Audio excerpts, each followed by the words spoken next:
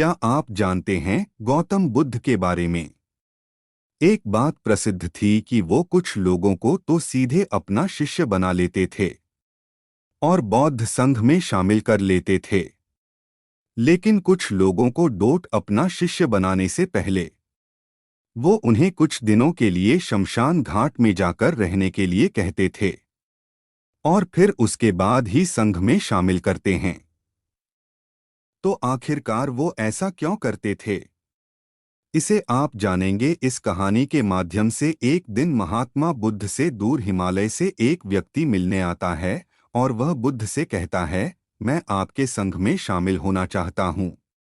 कृपया करके आप मुझे दीक्षा दीजिए और अपने संघ में शामिल होने दीजिए। ये बातें सुनने के बाद गौतम बुद्ध उसे व्यक्ति की आंखों में देखते हैं और कहते हैं, मैं तुम्हें संघ में शामिल नहीं कर सकता। अगर तुम्हें संघ में शामिल होना है तो उससे पहले तुम्हें एक पूरा दिन और रात श्मशान में गुजारनी पड़ेगी। यह सुनते ही वह व्यक्ति डर जाता है और कहता है, बुद्ध यह कैसी शर्त है? दिन में तो ठीक है, लेकिन मैं रात को श्मशान में नहीं रुक सकता। बुद्ध ने पूछा, रात में क्यों नहीं रुक सकते? व्यक्ति ने कहा, क्योंकि रात होते ही श्मशान में भूत प्रेत और आत्माओं घूमने लगती है। बुद्ध ने पूछा, क्या तुमने कभी किसी भूत प्रेत या आत्मा को अपनी आंखों से देखा है? व्यक्ति ने कहा, नहीं। बुद्ध, मैंने अपनी आंखों से तो नहीं देखा, लेकिन मैंने लोगों के मुंह से भूत प्रेत और आत्माओं के होने की कहानियां जरूर सुनी है और मैंने कुछ लोगों को भूत प्रेत लगते भी देखा है। ऐसे लोग बहुत अजीब अजीब सी हरकतें करने लगते हैं।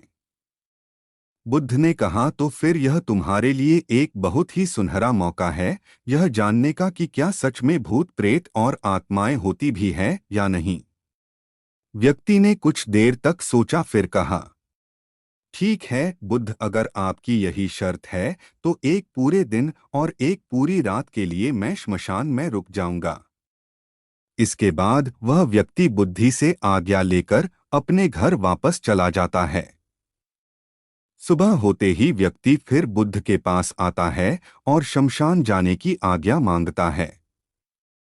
बुद्ध ने कहा, ठीक है, तुम श्मशान जा सकते हो, लेकिन एक पूरे दिन और रात में तुम जो कुछ भी वहां देखोगी या जो भी घटना तुम्हारे साथ वहां घटेगी वो सब कुछ तुम मुझे आकर बताओगे। उसने कहा, ठीक है, मैं आपको बता दूंगा। इसके बाद वह व्यक्ति श्मशान के लिए निकल पड़ता है। उसके जाते ही बुद्ध अपने दो शिष्यों से कहते हैं, तुम दोनों उसके पीछे जाओ और उसका ध्यान रखना। लेकिन ध्यान रहे, उसे यह बात पता नहीं लगनी चाहिए कि तुम दोनों उसके आसपास ही हो। वे दोनों शिष्य भी चुपचाप उस व्यक्ति के पीछे पीछे श्मशान की तरफ चले जाते हैं। एक पूरा दिन और रात शमशान में गुजारने के बाद अगली सुबह वह व्यक्ति गौतम बुद्ध के पास वापस आता है। बुद्ध ने पूछा, बताओ क्या तुमने देखा वहां? व्यक्ति ने कहा, बुद्ध, मेरे श्मशान में पहुंचने के कुछ देर बाद मैंने देखा कि वहां एक अर्थी आई, उसके पीछे एक बड़ी भीड़ थी। वह अर्थी एक बूढ़े व्यक्ति की थी। उस बूढ़े व्यक्ति के चारों बेटों ने अर्थी को कंधा दे रखा था। चारों बहुत दुखी दिखाई पड़ रहे थे। वही अर्थी के पीछे चलने वाले कुछ लोग बातें कर रहे थे कि अच्छा इंसान था बेचारा, लेकिन अब नहीं रहा।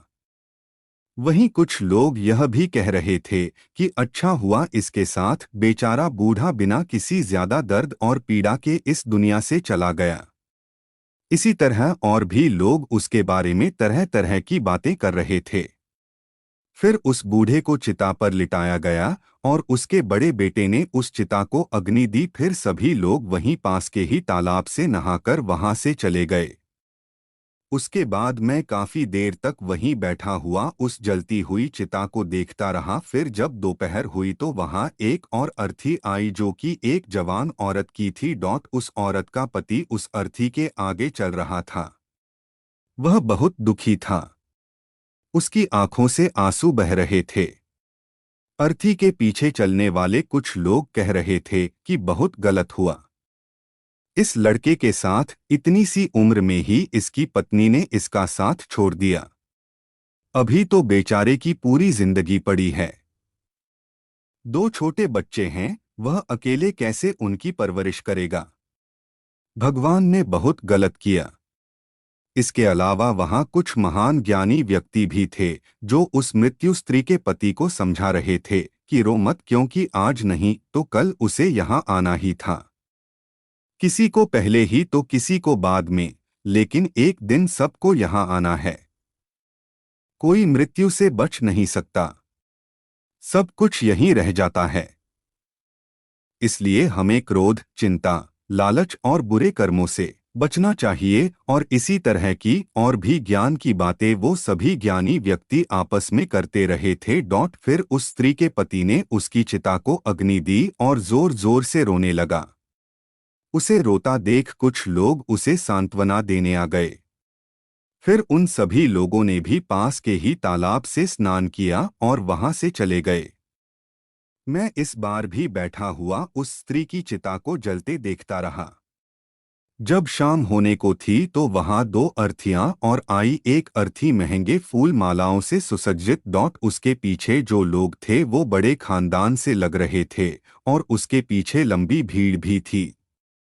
देखने से ही लग रहा था कि यह किसी अमीर व्यक्ति की अर्थी है। दूसरी अर्थी बहुत ही साधारण सी थी और उसके पीछे बहुत ही कम लोग थे। वह जरूर ही किसी बहुत गरीब व्यक्ति की अर्थी रही होगी। अमीर व्यक्ति की चिता को चंदन की लकड़ी से तैयार किया गया था, जबकि गरीब व्यक्ति की चिता को साधारण लकड़ी से। अमीर व्यक्ति की चिता को पहले अग्नि दी गई, फिर गरीब व्यक्ति की चिता को डोट। बुद्ध ने पूछा, क्या तुम्हें उनकी चिताओं में कोई अंतर दिखा? व्यक्ति ने कहा, नहीं, मुझे तो कोई अंतर नहीं दिखा।